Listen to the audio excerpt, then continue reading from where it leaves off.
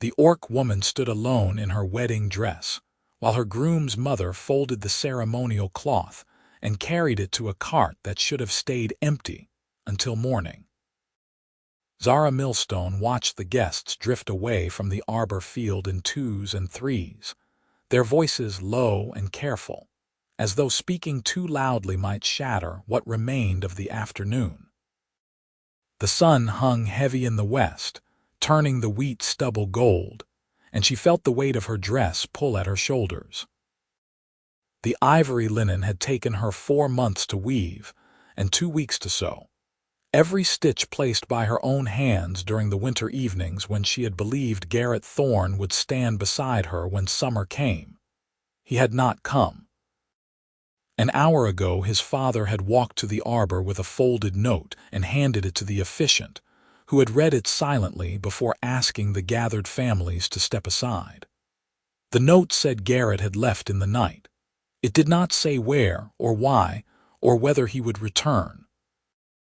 Zara had stood very still while the officiant explained that without a groom there could be no binding. She had nodded once, her tusks catching the light, and watched the Thorne family begin the dismantling. They took down the garlands first, then the posts, then started gathering the gifts that had been laid on the witness table. Her dowry herd, 12 goats and 2 milk cows, stood penned at the field's edge. Garrett's father was already walking toward them with a lead rope. "Those are mine," Zara said, but her voice came out too quiet and he did not turn. She started across the field. Her dress caught on the cut stalks and she had to gather the skirt in both hands, her fingers trembling. By the time she reached the pen, 3 of Garrett's brothers were there, and his father had already tied the lead cow. "You gave bride gift," Zara said, louder now. 6 bolts of wool and the copper kettle. Those are in my mother's wagon. The dowry stays with me." Garrett's father, a thick-shouldered man named Roland, looked at her with something close to pity. "The gifts were exchanged in good faith. Your herd was pledged to my son. He's not here to receive them, but the pledge was made before witnesses. He left. The binding did not happen. The fault is his, not ours. We gave fair value." Roland tugged the cow forward. "We will keep the herd against what was given. If you want to dispute it, take it to the clan meet in autumn." Autumn was 4 months away. The goats were in milk now and the cows heavy with it. 4 months without milking would ruin them, and she could not care for 14 animals alone while also working her mother's holding. "I need those goats," Zara said. "Please." Roland's expression did not change. He handed the cow's lead to one of his sons and walked past her, back toward the arbor where the last of the afternoon's wreckage was being loaded into carts. His family followed, driving the herd ahead of them, and Zara stood in the empty pen with her hands still clutching her skirt. She felt the tears come before she could stop them. Not loud crying, not the kind that brought people running, just the silent kind that made her throat ache and her vision blur. She turned away from the field and walked toward the road, because standing still hurt worse than moving, and she did not want her mother to see her face until she could control it again. The road was rutted dirt, baked hard by weeks without rain. A stone trough stood beside it, fed by a spring that ran year-round, and a wagon was stopped there, its horse drinking deeply. The wagon bed was stacked with cut stones, each one shaped into a rectangle and smoothed on all sides. Curb stones, meant for lining wells or edging doorsteps. The man standing beside the horse was tall and quiet-looking, with dark hair and the kind of build that came from working stone, all shoulders and steady hands. He was not dressed for a wedding. He wore a plain shirt and trousers stained with rock dust, and he watched Zara approach with a stillness that made her think he had been a soldier once. She stopped a few feet from the trough and wiped her face with the back of her hand. The stranger did not speak. He just looked at her, then at the arbor field behind her where the last cart was pulling away, then back at her. "You are having a bad day," he said finally. His voice was low and even without the false brightness people used when they wanted to make things better. Zara laughed, a sharp sound that hurt coming out. "Yes. You need to sit down. I need to walk out of this field before someone sees me standing here and decides to help." She gestured at the arbor. "I have had enough help." The stranger considered this. Then he stepped to the side of his wagon and held out his arm, elbow bent, the way a man might offer support to someone unsteady on their feet. "I can walk you to the road. After that, you are on your own." Zara stared at him. He was human, and she was orc, and offering his arm to her in public was the kind of thing that started rumors. But the field was nearly empty now, and the alternative was walking alone in a wedding dress she would never wear again, and something about his face made her think he did not care much about rumors. She stepped forward and took his arm. His sleeve was rough under her palm, and he smelled like stone dust and sweat, clean and honest. He walked slowly, matching her pace, and did not say anything while they crossed the field to the road. When they reached the edge where the grass gave way to dirt, he stopped. "This is the road," he said. "Thank you." Zara let go of his arm and looked back at the arbor. The posts were down now, stacked in a cart, and the field looked like nothing had happened there at all. "I am sorry you had to see this. I have seen worse." "Have you been left at the altar before?" "No, but I have seen people cry in places they should not have to cry." He turned to his wagon and checked the straps holding the stones in place. "I am Yoren Nash. I cut stone for walls and wells and anything else that needs it. If you need work done, I am camped 3 miles south until the week's end. I do not have money for stone work. I did not ask if you did." Yoren climbed onto the wagon seat and took up the reins. "I just told you where I am." He drove away before she could answer, the wagon creaking under the weight of the stones, and Zara stood in the road until the dust settled. Then she turned and walked back to where her mother waited with their own wagon, and she did not cry again until she was alone in her room that night, the wedding dress folded at the foot of her bed. The next morning Zara woke before dawn and dressed in her work clothes, a sturdy skirt and blouse that did not catch on things. Her mother was already in the kitchen, kneading bread dough with the steady rhythm of someone who had done it 10,000 times. "The thorns have the herd," her mother said without looking up. "Roland sent a message. He says it is fair trade for the bride gift. It is not fair. The binding did not happen. No, it did not." Her mother shaped the dough into loaves and set them in the pans. "But Roland has 4 sons and a reputation, and we have a holding that needs 2 people to run it. If you want the herd back, you will have to wait for arbitration." Zara sat at the table and rested her head in her hands. "The goats will spoil by then. They are in milk now. If no one tends them properly, they will dry up or get sick. Then you need to decide what matters more, the herd or your pride." "What does pride have to do with it?" Her mother covered the loaves with a cloth and set them near the fire to rise. "You can go to the Thorns and ask to work off the debt. Milk the goats for them, tend the cows, and when the value is met, they give the animals back. I will not work for the family that let their son abandon me. Then you will lose the herd." Zara stood and walked to the window.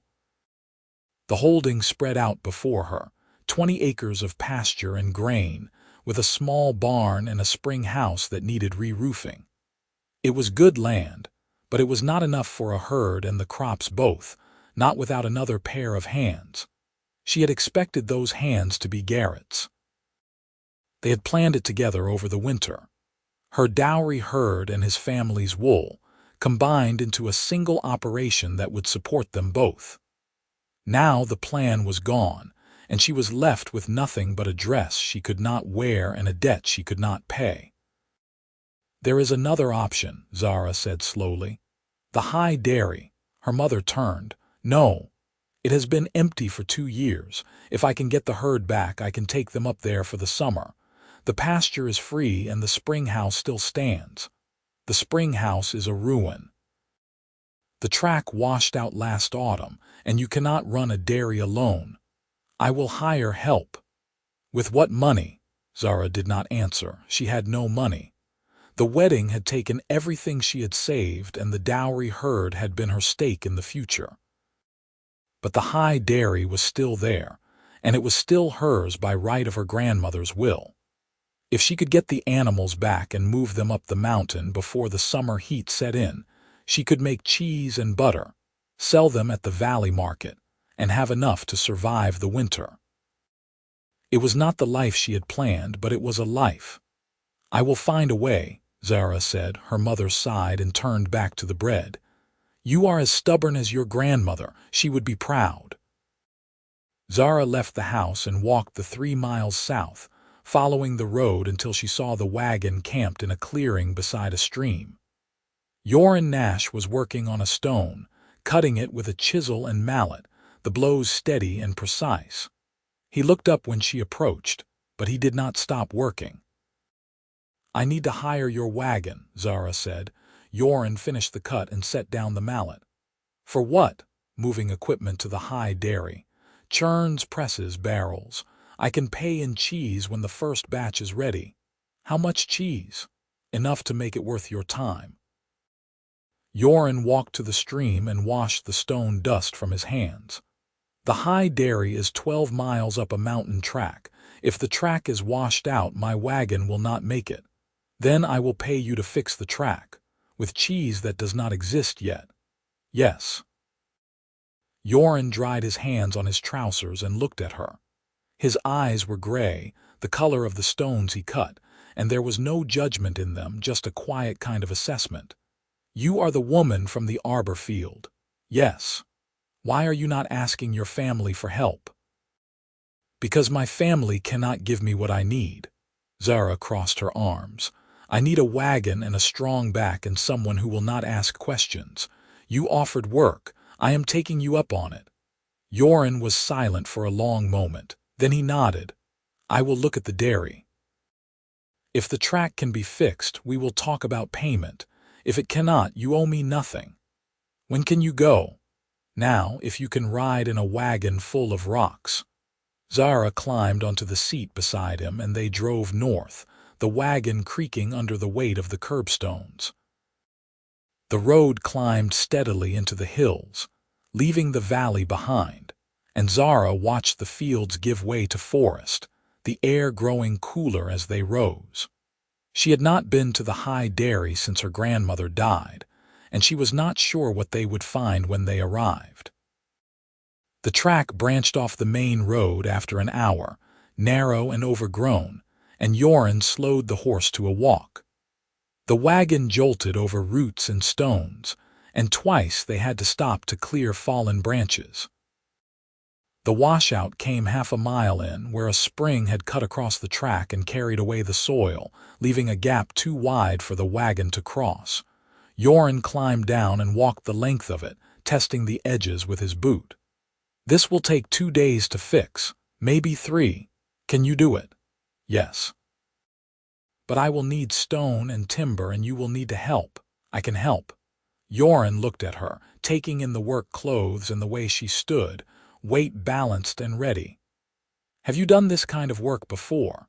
"I have built fences and patched roofs and dug drainage ditches. I can move rocks." "Good. We start tomorrow." They continued on foot, leaving the wagon at the washout, and reached the dairy just before noon. The spring house was still standing, a low stone building with a roof of slate that had shifted in places but not collapsed. The door hung crooked on its hinges, and the inside smelled of damp earth and old wood. The shelves were thick with dust, and the stone basins that had once held milk were dry and cracked. But the spring still ran, a clear flow that came up through the floor and drained out through a gap in the wall, and the pasture beyond the building was green and lush, untouched by grazing for 2 years. Zara walked through the spring house slowly, taking in the damage. The roof would need to be reset, the basins resealed, and the door rehung, but the bones of the place were good and the work could be done. "It is a wreck," Yoren said from the doorway. "It is my wreck." Zara ran her hand along one of the shelves, brushing away the dust. "If I can get my herd back, this will keep them through the summer." "How are you getting the herd back?" "I am going to arbitration. Roland Thorne is holding them against the bride gift, but the binding did not happen. The law is on my side. The law in 4 months. I know." Zara turned to face him. "That is why I need the track fixed now. If I wait for arbitration, the season will be gone." Yoren leaned against the doorframe and studied her. "You think you can take care of this place and 14 animals alone? I do not have another choice. Everyone has choices. Not good ones." Yoren smiled just a little, the first real expression she had seen on his face. "Fair enough. I will fix your track. After that we will see." They walked back to the wagon together, and Zara felt something loosen in her chest. It was not hope, not yet, but it was close enough to keep her moving. The next 3 days were the hardest Zara had worked in her life. Yoren brought the wagon as close to the washout as he could, and they unloaded half the curbstones to lighten the load. Then they spent the morning cutting timber from the forest, trimming it into lengths that could span the gap. Yoren worked with the easy confidence of someone who had done this before, measuring by eye and cutting clean, and Zara followed his lead, hauling the timbers into place and holding them steady while he drove the supports. By midday the frame was down, and they started laying the stones. Yoren fit each one carefully, checking the level and adjusting until the surface was smooth. Zara mixed mortar from lime and sand, her hands aching from the weight of the bucket, and passed it to him in steady rhythm. They did not talk much. Yoren was not a man for conversation, and Zara was grateful for the silence. It gave her room to think, to let the work burn through the anger and hurt that had been sitting in her chest since the arbor field. On the second day it rained, a cold spring rain that turned the track to mud and made the stones slippery.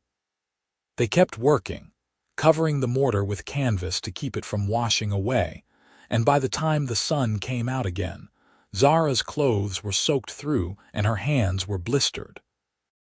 Yoren offered her his gloves, but she shook her head. "I have worked through worse," she said. "I do not doubt it." By the 3rd day the track was passable. Yoren drove the wagon across slowly, testing the weight, and the stones held. They made it to the dairy by late afternoon, and Yoren helped her unload the equipment she had brought from her mother's holding. 2 churns, a butter press, a set of aging racks, and a stack of cheese molds. Everything was old, used by her grandmother for 30 years, but it was still good. Yoren carried the churns into the spring house and set them beside the basins. Then he walked outside and looked at the roof. "The slate is loose," he said. "If you get a strong wind, it will come off. I know. I will fix it when I have time, or I can fix it now." Zara stopped. "You have already done more than I can pay for. I have not asked for payment yet." Yoren climbed onto the roof and started checking the slates, pulling the loose ones free and stacking them on the ground. "If you are going to live here for the summer, you need a roof that does not leak." Zara watched him work, her throat tight. She did not know why he was helping her.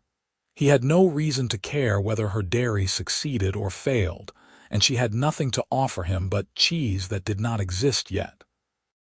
But he kept working, resetting the slates with the same careful precision he had used on the track, and she found herself trusting him in a way she had not trusted anyone since Garrett left. She climbed up beside him and handed him the slates one by one, and they worked until the sun set and the roof was whole again. That night, they ate a cold supper beside the spring, bread and cheese that Zara had brought from home, and Yoren told her about his work. He had been a soldier once, as she had guessed, and after the war he had learned to cut stone because it was quiet work that let him think. He traveled from village to village, selling curbstones and building walls, and he did not stay anywhere long. "Why not?" Zara asked. Yoren shrugged. "I like moving. Staying still makes me restless. That must be lonely. Sometimes. But it is easier than the alternative." Zara did not ask what the alternative was. She had her own reasons for not asking hard questions, and she suspected Yoren had his. They finished the meal in silence, and then Yoren went to his wagon to sleep, and Zara stayed in the spring house, wrapped in a blanket on the floor, listening to the sound of the water running through the room. The next morning, Yoren said he needed to leave for a few days to deliver stones to a buyer in the next valley. He would be back by the week's end, and if Zara needed help with anything else, she could leave a message at the village market. "Thank you," Zara said, "for the track and the roof." Yoren nodded. "You are welcome. Good luck with the herd." He drove away, and Zara stood in the pasture watching the wagon disappear down the track. Then she turned and walked to the spring house and started scrubbing the basins clean. The arbitration hearing was held at the village square on a market day, with the elders seated on a bench beneath the old oak tree. Zara stood before them in her work clothes, her hands still stained from cleaning the dairy, and Roland Thorne stood beside her with his sons ranked behind him like an honor guard. The head elder, a white-haired man named Osmond, listened while Zara explained what had happened. She spoke carefully, keeping her voice steady, and did not let herself look at Roland while she talked. When she finished, Osmond asked Roland to present his side. "The bride gift was given in good faith," Roland said. 6 bolts of wool and a copper kettle worth 30 silver in trade. The dowry herd was pledged in return, and the pledge was witnessed. My son's absence does not void the agreement. The binding did not happen, Zara said. Without the binding, the dowry stays with the bride's family. Osmond frowned.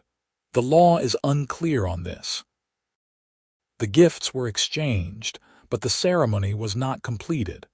Normally, the families would negotiate a return of gifts, but in this case, both sides claimed the exchange was final. "I am not claiming the exchange was final," Zara said. "I am claiming it did not happen. Garrett left before the binding." There was no groom, no vows, no ceremony. The dowry should not have been taken. "And yet it was pledged before witnesses," Osmond said. "The pledge itself carries weight, even if the binding did not occur." Zara felt her chest tighten. "So I lose the herd because your son ran away." "You lose the herd because the agreement was made," Roland said. "If you want to dispute the value, we can discuss compensation." "I do not want compensation. I want my animals." Osmond raised a hand. "This matter will require deliberation. The council will meet and provide a judgment by the autumn gathering. Until then, the herd remains with the Thorne family." "That is 4 months," Zara said. "The goats will be ruined by then." "Then you should have chosen a groom who would show up," one of Roland's sons muttered. Zara turned on him, her tusks bared, and the square went silent. "Your brother made a pledge and broke it. Do not blame me for his cowardice." The son took a step forward, but Roland caught his arm. "Enough. The council has spoken. We are done here." Zara stood in the square and watched the Thornes walk away, her hands shaking with anger. The crowd dispersed slowly, and she was left alone beneath the oak tree, trying to decide what to do next. "That did not go well," a voice said behind her.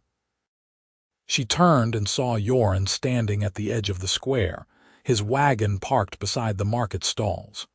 He looked the same as he had a week ago, dusty and quiet, and seeing him made something in her chest unclench. "You are back," she said. "I finished the delivery early." Yoren walked over and looked at the bench where the elders had been sitting. I heard the last part. 4 months is a long time. I cannot wait 4 months. No, you cannot. Yoren tilted his head. So what are you going to do? Zara took a breath. I am going to get my herd back myself. How? I do not know yet, but I will find a way. Yoren smiled, that small, quiet smile that barely moved his mouth. Good. Let me know if you need a wagon. He walked back to his cart, and Zara stood in the square, the pieces of a plan beginning to form in her mind. That evening Zara went to the thorn holding. It was a large farm, 3 times the size of her mother's, with a main house and 2 barns and a pasture that stretched to the river. She found Roland in the yard, mending a harness, and he looked up when she approached. I am not here to argue, Zara said. I am here to make a deal. Roland set down the harness. What kind of deal? You are holding my herd against the bride gift. I accept that you believe the pledge was binding, but the animals are in milk and they need tending. Let me take them to the high dairy for the summer. I will make cheese and butter, sell it at market, and pay you back the value of the bride gift. When the debt is clear, the herd is mine again. Roland considered this. And if you cannot pay, then the herd stays with you and I walk away with nothing. You would be working all summer for animals you might not keep. Yes. Roland studied her. Why should I trust you to bring them back? Because I am offering you a fair deal, and because you know I will not run. I have a holding here. I have family. Where would I go? Roland was silent for a long moment. Then he shook his head. No, the herd stays here. If you want to work off the debt, you can do it on my land. I will pay you fair wages, and when the value is met, you take the animals. I will not work for you. Then we have nothing to discuss. Zara felt the anger rise again, hot and sharp, but she swallowed it down. What if I can prove the herd will be better off at the dairy? Your pasture is crowded and the goats are not getting enough range. At the high dairy they will fatten and the milk will be richer. You will get better value. I have enough pasture. Not for 14 extra animals. You are overgrazing already. Roland's expression hardened. You are calling me a poor farmer now. I am calling this a bad situation for both of us. Let me take the herd. You lose nothing, and I have a chance to clear the debt. No. Zara turned and walked away before she said something she would regret. The gate of the holding was closed behind her, and she stood in the road, her fists clenched, trying to think of another way. A wagon rolled up beside her, and Yoren leaned out. Still looking for a way. He will not let me take the herd. Then you need leverage. I do not have leverage. I have nothing. Yoren climbed down from the wagon and walked to the fence, looking at the pasture where the goats were penned. You have the law. The council said the matter would be decided in autumn. Until then, Roland has no legal claim to sell the animals or move them off his land. If he does, you can take him to the magistrate. That does not get me the herd now. No, but it keeps him from selling them out from under you. Yoren turned to her.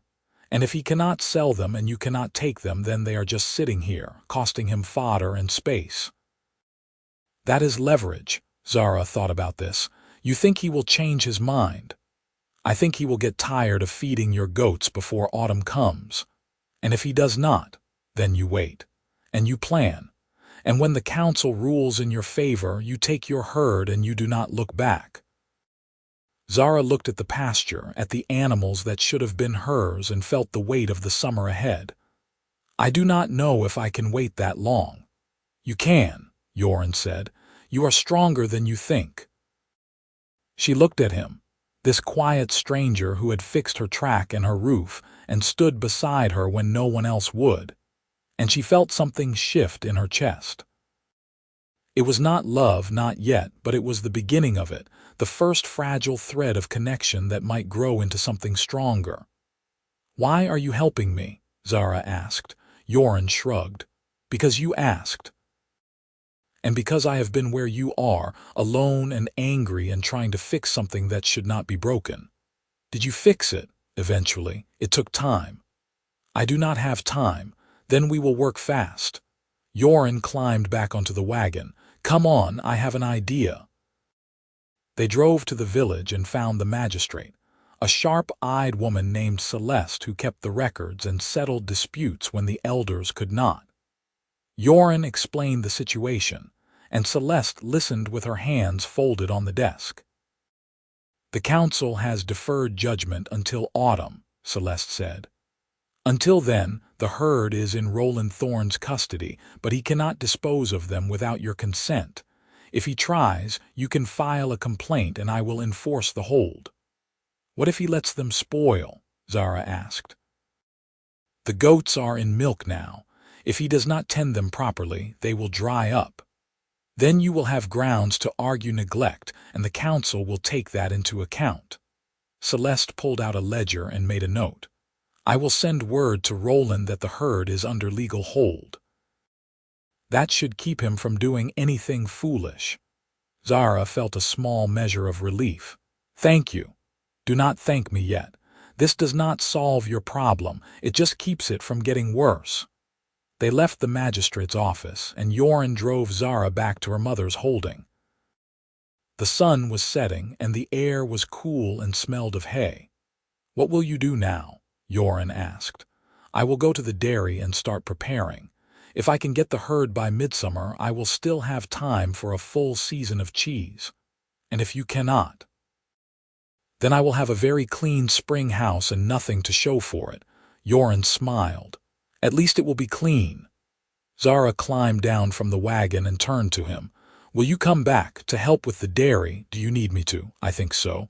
Yes. Yoren nodded. Then I will come back. Give me a week to finish some work in the valley, and I will meet you at the dairy. He drove away, and Zara stood in the yard watching him go. Then she went inside and told her mother she was leaving for the high dairy in the morning. The next month was a blur of work. Zara moved into the spring house and spent her days scrubbing, mending, and preparing for a herd that might never come. She resealed the basins with clay, replaced the broken shelves, and cleared the drainage channels so the spring would flow properly. The roof held, and the pasture grew thick and green, and she tried not to think about the goats still penned at the Thorne holding. Yoren came back after a week, as he had promised, and he brought timber and tools. Together they built a new door for the spring house, sturdy and square, and he cut a lintel stone for the entrance, carving it with a simple border that made the building look less like a ruin and more like a home. You did not have to do that, Zara said, running her hand along the carved edge. I know, but it looks better. They worked side by side, and Zara found herself watching him when he did not notice. The way he moved was deliberate and careful, no wasted motion, and his hands were scarred from years of working stone. He did not talk much, but when he did, his words were thoughtful, chosen with the same precision he used for cutting. She liked that about him. It made her feel like she did not have to fill the silence with chatter. One evening they sat outside the spring house, eating supper while the sun set behind the mountains. The air was warm and the pasture was full of wildflowers, and Zara felt a strange kind of peace settle over her. This place is beautiful, Yoren said. It is my grandmother's. She ran the dairy for 30 years, and when she died, she left it to me. Why did you not come here sooner? Because I thought I would be running my mother's holding with Garrett. This was supposed to be a backup, something to pass to our children when we were old. Zara pulled at the grass beside her. Now it is all I have. It is not a bad thing to have. No, but it is not what I planned. Yoren was quiet for a moment, then he said, plans change. That does not mean the new plan is worse. Zara looked at him. Do you ever plan? Or do you just move from place to place and see what happens? I plan, just not very far ahead. Why not?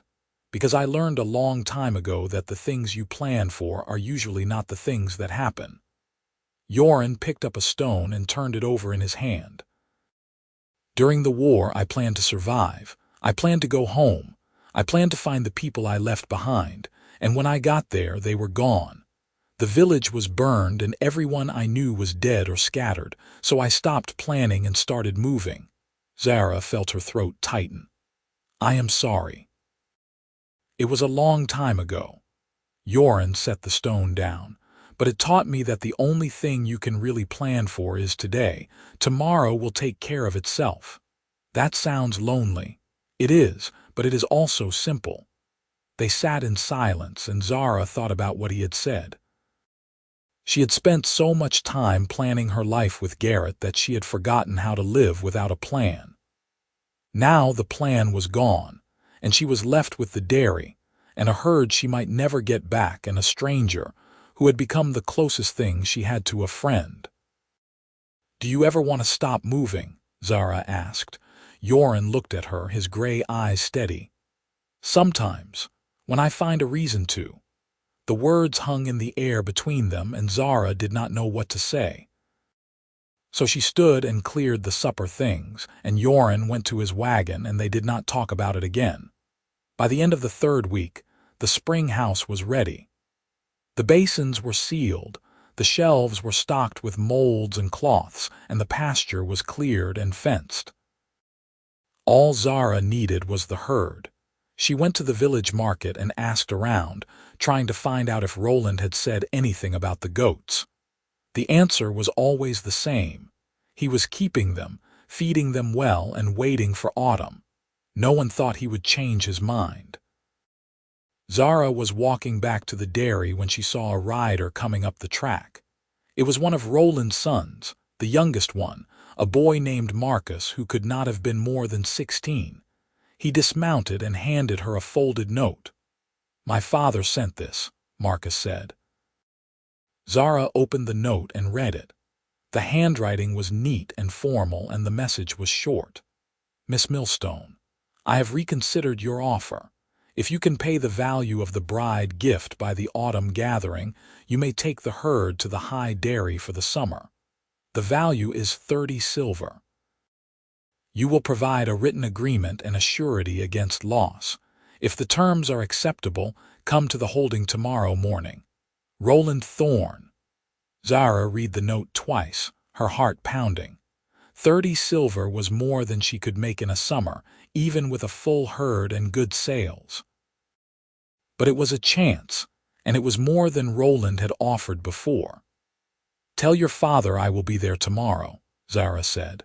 Marcus nodded and rode away, and Zara stood in the road with the note in her hand, trying to decide if she had just been given a gift or a trap. That night she sat with Yoren by the spring and showed him the note. He read it carefully, then handed it back. 30 silver is steep," he said. "Can you make that much?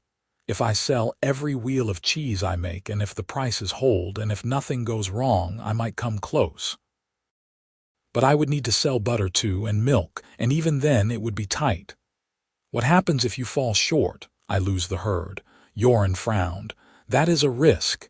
It is the only offer I have." Zara folded the note and tucked it into her pocket. "I have to take it.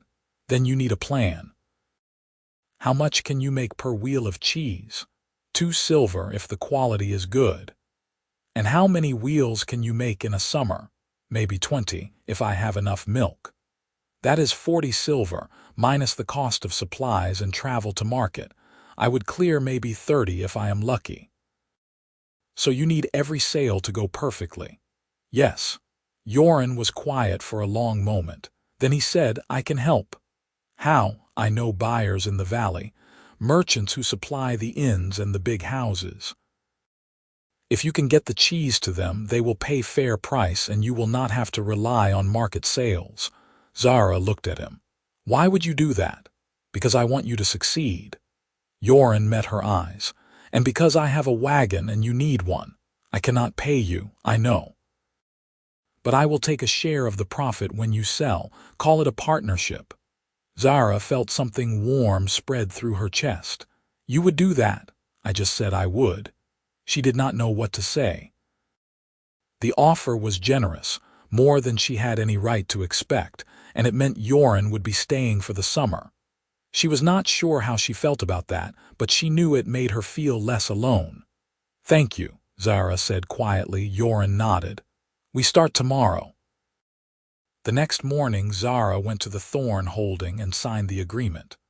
Roland watched her write her name, his expression unreadable, and when she was done, he handed her a lead rope. The herd is yours until autumn, Roland said. If you pay the debt, they stay yours. If you do not, they come back to me and we are done. I understand.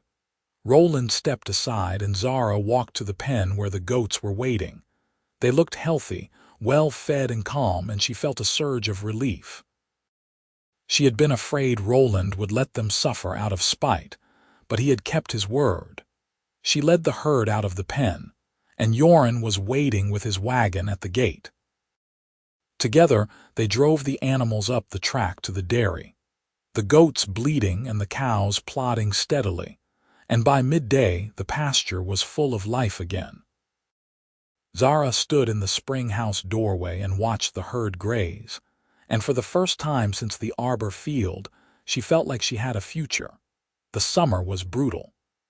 Zara milked the goats twice a day every day and turned the milk into cheese using her grandmother's recipes. The work was exhausting and the heat in the spring house was stifling, but she kept going.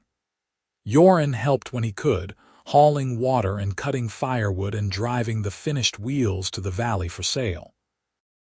He never complained, and he never asked for more than his share, and Zara found herself relying on him in ways she had not expected. They fell into a rhythm.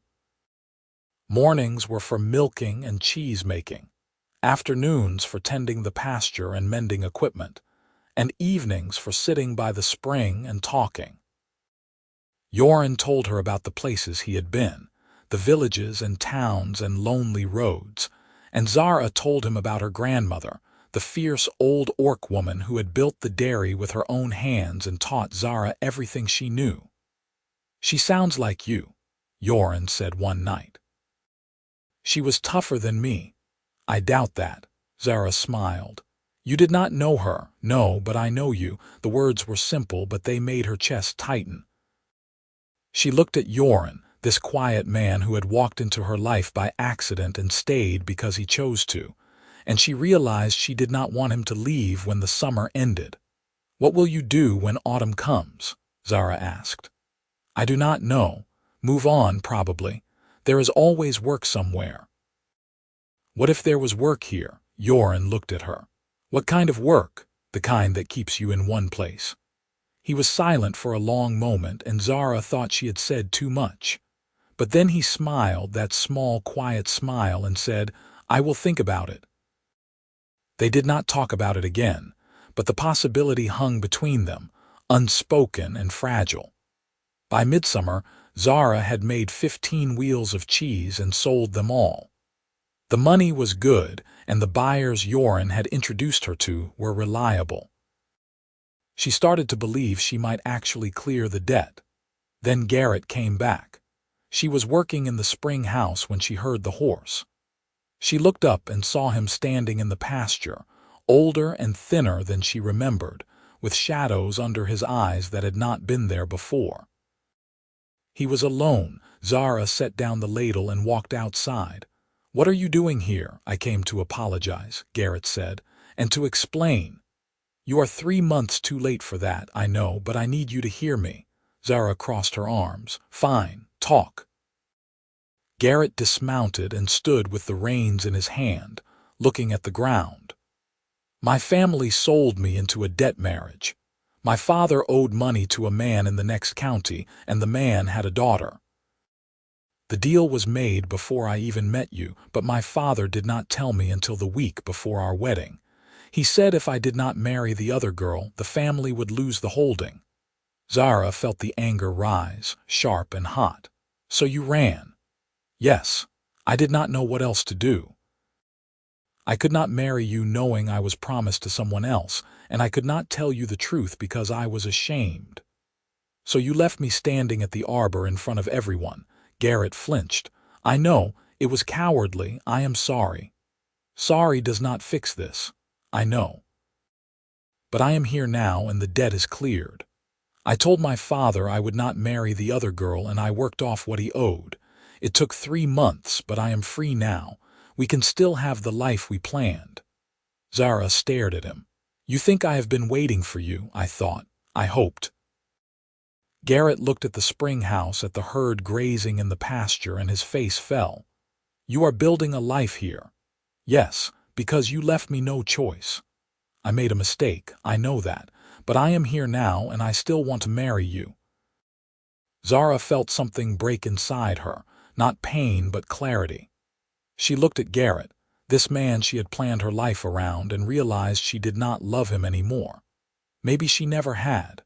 Maybe what she had loved was the idea of him, the safe, predictable future he represented. But that future was gone and she had built something better in its place. "No," Zara said. Garrett blinked. "No, I do not want to marry you, not now, not ever. But we had a plan. The plan is over. You ended it when you ran. I am trying to fix it. You cannot fix this." Zara took a breath. "You left me at the altar, Garrett. You humiliated me in front of my family and yours. You took my dowry and disappeared. And now you come back and expect me to forgive you because you are sorry. I thought you would understand. I do understand. You were scared and you made a bad choice, but that does not mean I have to live with the consequences forever." Garrett's face hardened. "So that is it. You are giving up on us. There is no us. There has not been since the day you left." Garrett looked at the spring house again, and Zara saw the moment he understood. "There is someone else. That is none of your business. It is that stone carver, is it not? The one with the wagon." Zara did not answer. Garrett shook his head. "You are making a mistake. He is just a drifter. He will leave when the work runs out. Maybe. But that is my choice to make, not yours." Garrett mounted his horse and looked down at her. "I hope you know what you are doing." "I do."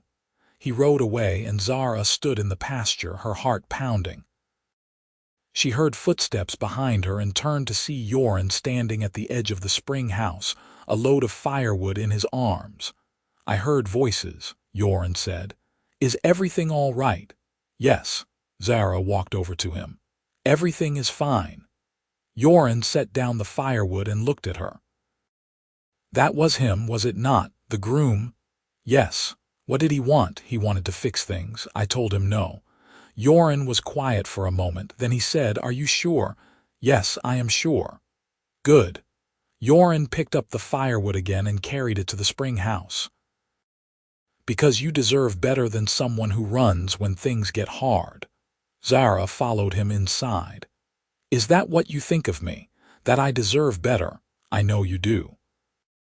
She watched him stack the wood by the hearth, his movements careful and deliberate, and she felt the thread of connection between them pull tight.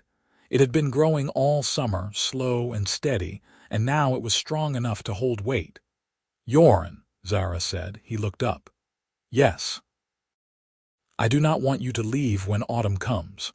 Yoren straightened and met her eyes. "What do you want?" "I want you to stay. I want you to help me run this dairy. I want—" She stopped, trying to find the right words. "I want to see if this can be something."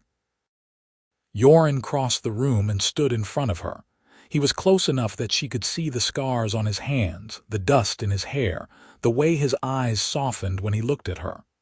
"I want that too," Yoren said quietly. Zara felt her breath catch. "You do?" "Yes, I have wanted it for weeks. I just did not think you were ready." "I am ready now." Yoren reached out and took her hand. His palm was rough and warm, and his grip was steady. "Then I will stay." Zara smiled, a real smile that made her face ache, and Yoren smiled back. Then he leaned in and kissed her, soft and careful, and she felt the last of the anger and hurt melt away. They stood together in the spring house, the sound of the water running through the floor, and Zara knew she had made the right choice. The rest of the summer passed quickly. Zara made 5 more wheels of cheese, and Yoren sold them all. By the time the autumn gathering came, she had 32 silver saved, enough to pay Roland and have a little left over. The arbitration was held at the village square again, and this time Zara stood before the council with the money in a pouch at her belt. Roland was there, along with his sons, and the head elder listened while Zara explained that she had paid the debt in full. The agreement was 30 silver, Zara said. I have 32, the herd is mine. Roland took the pouch and counted the coins. When he was done, he handed it back to her, keeping only 30. The debt is cleared, the herd is yours. The council made it official, and Zara walked out of the square with the weight of the summer lifted from her shoulders. Yoren was waiting by his wagon, and when he saw her face, he smiled. You did it, he said. We did it. Zara climbed onto the wagon seat beside him. I could not have done this without you. You could have. But I am glad I was here. They drove back to the dairy together, and when they arrived, Zara stood in the pasture and looked at the herd, the spring house, the mountains rising behind them. It was hers now, all of it, and she was not alone. That night they sat by the spring, and Yoren asked her what she wanted to do next. I want to keep the dairy running, Zara said. I want to make cheese every summer and sell it in the valley. I want to build something that lasts. That sounds like a good plan. What about you? What do you want? Yoren was quiet for a moment, then he said, I want to stop moving. I want to stay here with you and help you build. Zara looked at him. Are you sure? You said you like to move. I do, but I like this more. She took his hand and laced her fingers through his. Then stay. I will. They sat in silence, and Zara thought about the future she had lost and the one she had found. It was not what she had planned, but it was better. It was real. The next week, Yoren went to the village and came back with a stone he had cut himself. It was a boundary marker, smooth and tall, with a carved edge that matched the lintel over the spring house door. He set it at the gate to the pasture, and Zara watched him work. What is it for? She asked. It marks the edge of your land, Yoren said. Everyone who comes up the track will know this is yours. Zara ran her hand along the stone, feeling the carvings under her fingers. It is beautiful. It is meant to last. She looked at him, this man who had walked into her life by accident and stayed because he chose to, and she felt a surge of gratitude so strong it brought tears to her eyes. Thank you, Zara said, for everything. Yoren stepped back and looked at the stone. You are welcome. A month later, when the leaves were turning and the air was cold, Zara and Yoren stood by the spring and made their own promises. There was no officiant, no guests, no ceremony. Just the two of them and the mountains and the sound of the water running through the spring house. Yoren promised to stay as long as she would have him. Zara promised to build a life worth staying for. And when they were done, they carved their initials into the boundary stone, side by side, so everyone who came after would know they had been there. The dairy thrived. The next summer, Zara made 40 wheels of cheese, and Yoren sold them all. The year after that, she added butter and started breeding the goats. By the 3rd year, the dairy had a reputation, and merchants came from 3 counties to buy her goods. Yoren built a workshop beside the spring house and started cutting stones again, selling them at market alongside Zara's cheese. He carved lintels and curbstones and boundary markers, and people started asking for him by name. They were happy.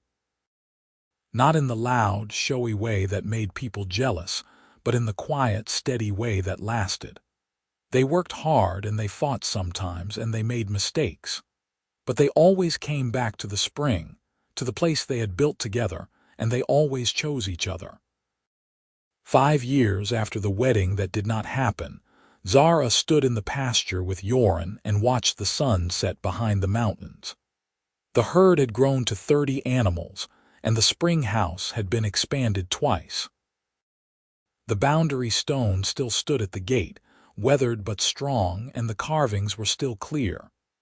"Do you ever think about what your life would have been like if Garrett had shown up?" Yoren asked. Zara shook her head. "No, because this is the life I was meant to have. Even though it started with you crying in a wedding dress, especially because of that." Zara leaned against him. "If he had shown up, I would have spent my life on his family's holding, making cheese for someone else. I would never have come here. I would never have met you." "You think it was worth it?" "Yes. Every bit of it." Yoren put his arm around her and they stood together in the fading light. The dairy was theirs, the mountains were theirs, and the future was theirs to shape. And that was enough. The seasons turned and the dairy grew. In the 6th year, Zara hired a young woman from the village to help with the milking. And in the 7th year, Yoren built a second barn. They talked about children sometimes, but they were in no hurry. The work was demanding, and the life they had built was full enough without them. Then one spring morning Zara woke feeling sick, and she knew. "I think I am pregnant," she told Yoren that evening. He set down the stone he was carving and looked at her. "Are you sure?" "Not yet, but I will be soon." Yoren crossed the workshop and took her hands. "How do you feel about it?" "Scared, excited, happy." Zara smiled. "All of it at once." "Me too." They told her mother first and then the village, and by summer everyone knew. The merchants who bought Zara's cheese sent gifts, and the neighbors came by to offer advice. Yoren built a cradle from oak, carving it with the same care he used for his stones, and Zara sewed blankets and clothes.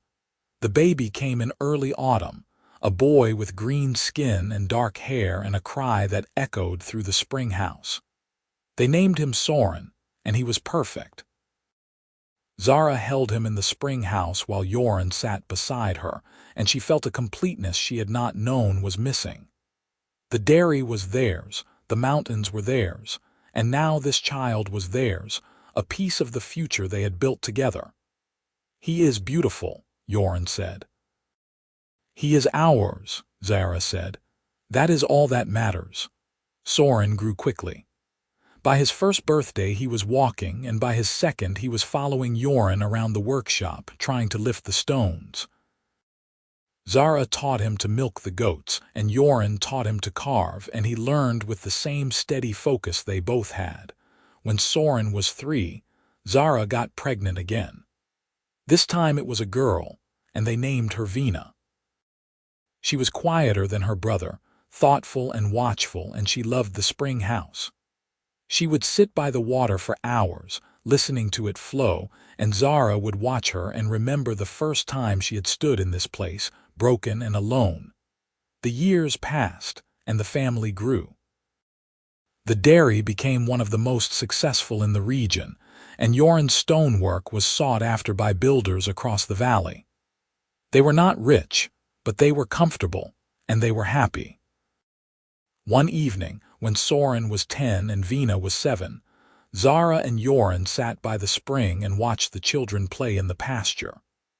The boundary stone still stood at the gate, and the spring house still ran with clear water, and the mountains still rose behind them. "Do you ever think about the wedding that did not happen?" Yoren asked. Zara shook her head. "Not anymore. That was someone else's life." "Do you think she would have been happy, the woman you were before?" "No, she was planning a life she did not really want." Zara looked at him. "This is the life I want, the one we built together." Yoren took her hand. "I am glad I stopped for water that day. So am I." They sat in silence, and Zara thought about the years that had passed and the years that were still to come. The dairy would keep running, the children would grow, and the spring would keep flowing. And through it all they would be together, building a life worth staying for. The boundary stone stood at the gate, weathered and strong, and the carvings were still clear. 2 initials, side by side, marking the place where 2 lives had joined and become one. And it was enough. When Soren turned 15, He told them he wanted to learn stone carving full-time. Yoren took him on as an apprentice, and they worked together in the workshop, father and son, building something that would last. Vina stayed with the dairy, learning the craft of cheese making from Zara, and she had her grandmother's gift for it. The dairy thrived for another decade, and then another. Zara and Yoren grew older, their hands more scarred, their backs a little stiffer, but they kept working. The children grew into adults, and Soren married a girl from the village, and Vina took over the dairy when Zara decided it was time to step back. On their 20th anniversary, Yoren carved a new stone and set it beside the boundary marker. This one was smaller, a simple tablet with a single line of text. "Here we chose each other." Zara stood beside him and read it, and she felt tears prick her eyes. "It is perfect. It is true." They stood together in the pasture, the spring house behind them, the mountains rising ahead, and Zara thought about the woman she had been 20 years ago, standing in a wedding dress while her world fell apart. That woman was gone now, replaced by someone stronger, someone who had built a life with her own hands and chosen her own path. "I am glad he left," Zara said quietly. Yoren looked at her. "What, Garrett? I am glad he left me at the altar, because if he had not, I would never have found this." Yoren smiled. "Neither would I." They walked back to the spring house together, hand in hand, and Zara felt the weight of the years settle over her like a warm blanket. The life she had built was not the one she had planned, but it was the one she had chosen, and it was good. The boundary stone stood at the gate, and the spring ran clear, and the mountains watched over them all, and it was enough.